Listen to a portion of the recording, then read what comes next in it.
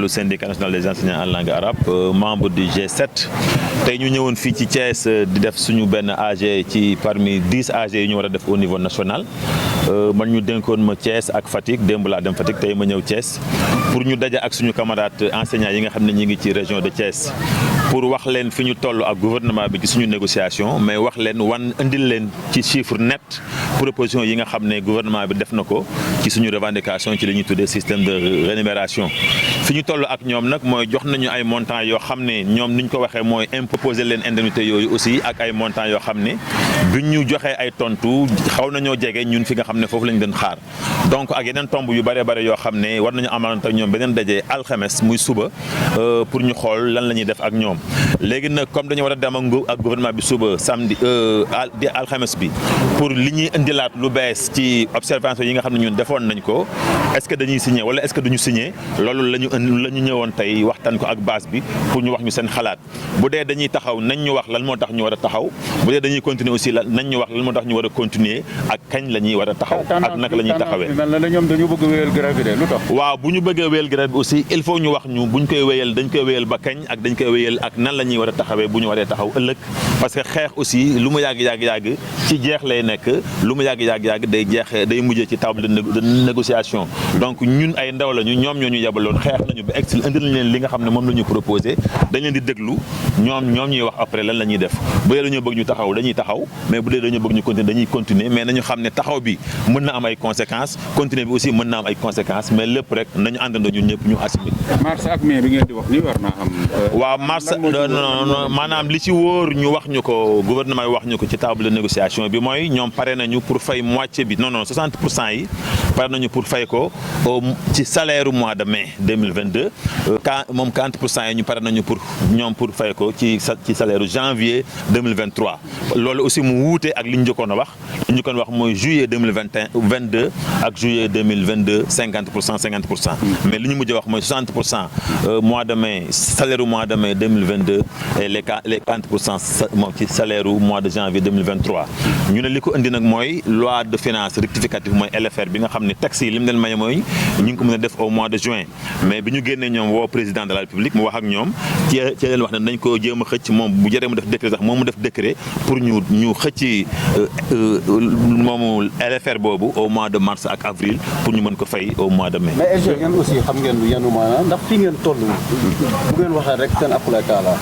ndax jotul ngeen wéyal xeex bi wala. li leen non bu ñu waxee jot a proposé ndax également dalul xel pour ngeen reprendre. non c'est-à-dire dal xel ak ñàkk dal xel mi ngi aju ci ni ngay apprécier sa proposition bi ñu la defal. li ñu xam daal wala yenuwul maanaam. non ñun daal li ñu mën a xam mooy affaire bi bu fekkonte ni enseignants yi ñuy déglu tey jox nañu feu vert dañuy wax ne dina nekk loo xam ne c'est historique su ma ne c'est historique mooy Sénégal bi muy Sénégal ba tey augmentation yu mel nii ci corps enseignant musul am donc bu amee loo xam ne musul am te mu am enseignants yi accepté ko dañuy wax ne c'est historique mais enseignants yi aussi moomuñu leen ñoom moom seen bopp am nañu liberté ak ñu apprécier bu ñu apprécier que ne c'est historique mais doyul parce que gis nañ ne mën nañu am lu ko ëpp aussi dañ leen di fekk ci loolu. mais xaalisu sénégalais lañ leen fayee aussi. xaalis sénégalais la ñuy fayee mais ñun nous sommes des sénégalais ñun duñu ay burkinabé duñu ay congolais ay sénégalais lañu dañu am droit ci lii bi dañu am droit ci xaalisu Sénégal parce que dañu defal Sénégal ay services suñu services yooyu aussi dañu war a am. parents d'élèves yooyu di wax ne politique dañ ci laxasu ñoom nga war a convoquer laaj leen lan mooy seen i preuve que ne dafa am politique bu ci laxasu ñun ñi nekk ci G7 bi les 5 yi des nga xam ne ñooy continuer ci lit bi li ñu mën a wax mooy ñun amu ci kenn ci ku ko am benn carte ci benn parti politique au niveau national loolu moom mën naa ko seede beneen bi mooy ñun suñu aqulaay taala la ñuy jiital ci lépp loo xam ne dañ koy def parce que li ñu am ñun en tant que SG am nañ ko avant même ñu nekk ay secrétaire généraux syndicat. lan ngeen indi ordre dispersé bi ci G7 bi lan ngeen ci tontu même ëllëg bu ngeen demee peut-être am accord. waaw ñun xam nga ay techniciens de l'éducation la ñu bis bu ñu demoon tamit boo war a suspendre wala boo war a lever wala ñu dem ba nit ñi tiit ci quantum horaire bi aussi xam nañu levier yi nga xam ne buñ ko téye suñu loxo incha allah taala yooyu yëpp dinañu ko corriger. lu andi ordre dispersé ci G7 bi. bon ordre dispersé am na ci parce que bu njëkk ñun 7 syndicats yëpp ñoo doon toog comité scientifique discuter teg plan d'action exécuté ndoo ko mais dañu seetlu ne plan d'action yi yi mujj am ni mu demee daawul demee noonu parce que dañoo jékki-jékki toog ci benn réunion boo xam ne ñun ñëpp ñoo ko seqoon ñun les 7 syndicats ñu dem ba 20 heures ñu taj réunion boobu dem ñibbi te réunion de monitoring la woon avec le gouvernement ci ëllëg si la ñu yëg ne am na syndicat ci ñun 7 ñi ñoo xam ne day dem ci ay plan d'action loolu nag vraiment ku nekk am nga liberté en tant que organisation pour def ni nga gisee moom syndicat mais ñun aussi lu ñu jàppoon mooy ñun G7 lu ñuy def dañ ko war a defandoo loolu moo tax ñu bàyyi syndicat boobu dem après beneen syndicat moom topp ko mais 5 syndicats non duñu affaiblir parce que syndicat yooyu dem nañu def 6 plans d'action 7 plans d'action état wootewul ñun benn plan d'action la ñu def état wooñu. Merci jërëjëf.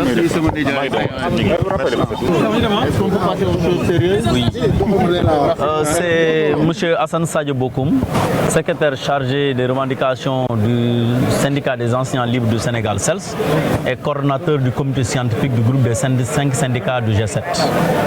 Qu'est-ce qui est ressorti de l'Assemblée générale de Thiès? L'Assemblée générale de Thiès, c'est une assemblée de consultation après 2 rencontres avec le gouvernement.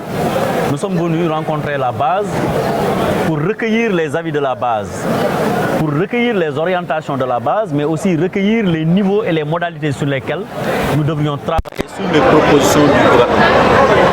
Nous sommes venus aussi à Thiès pour jauger l'engagement et la mobilisation de nos camarades derrière les secrétaires généraux des syndicats qui sont présents autour de la table. Nous sommes venus à Thiès réaffirmer toute la responsabilité que ces secrétaires généraux ont devant le grand Policitons, mais Thiès donnera des directives qui pourra permettre d'aller face au gouvernement et donner des réponses concrètes par rapport à la crainte des enseignants. Quelle est la tendance, l'orientation forte? Pour le moment, des réactions ne sont pas encore recensées, mais les camarades, à les entendre et à les voir, ils sont mobilisés et ils ont une détermination. Maintenant, qu'est-ce que cette détermination va donner? Tout dépendra maintenant de la résolution de cette assemblée qui éventuellement vous sera communiquée, Inch'Allah, à la sortie. Vous avez dit dans vos propos que le niveau de participation au mot d'ordre n'est pas satisfaisant. J'ai dit au premier plan d'action, le niveau de satisfaction dans un secteur n'était pas satisfaisant, mais au deuxième plan d'action, nous avons senti tout l'engagement et la mobilisation des enseignants derrière la plateforme qui a été déroulée par le groupe des 5 du G7. Et quels sont les acquis qui peuvent permettre, disons, d'espérer donc l'arrêt, disons, de ce mouvement? La revalorisation correcte des systèmes de rémunération des enseignants, de l'élémentaire, du préscolaire, du moyen et du secondaire. Je pense que c'est ça qui peut être déterminant pour cette levée de mot d'ordre. Maintenant, il y a des objectifs qui sont fixés par rapport à ça. Il y a des seuils, il y a des questions sur lesquelles nous n'avons pas encore travaillé, qui méritent d'être travaillées. Nous devons discuter avec le ministre de l'Éducation nationale sur certaines indemnités qui sont liées à son ministère. Nous devons aussi travailler avec le ministère de la fonction publique sur la revalorisation du statut des enseignants décisionnaires et tant d'autres questions sur lesquelles il faudra pointer et travailler. Maintenant, la revalorisation du système indemnitaire des enseignants devra être capitale aussi. Maintenant, sur différentes rubriques, il faut le dire. C'est-il des enseignants de l'élémentaire qui semblent être lésés? Nous disons que ils ne sont pas encore lésés parce que c'est des écarts qui sont constatés dans les propositions. Et nous avons demandé au gouvernement de corriger ces écarts parce qu'il n'est pas question que des enseignants d'une même hiérarchie aient des différences aussi grandes qu'on le voit. En tout cas, c'est des écarts que nous avons pointés et nous pensons que le gouvernement a pris acte.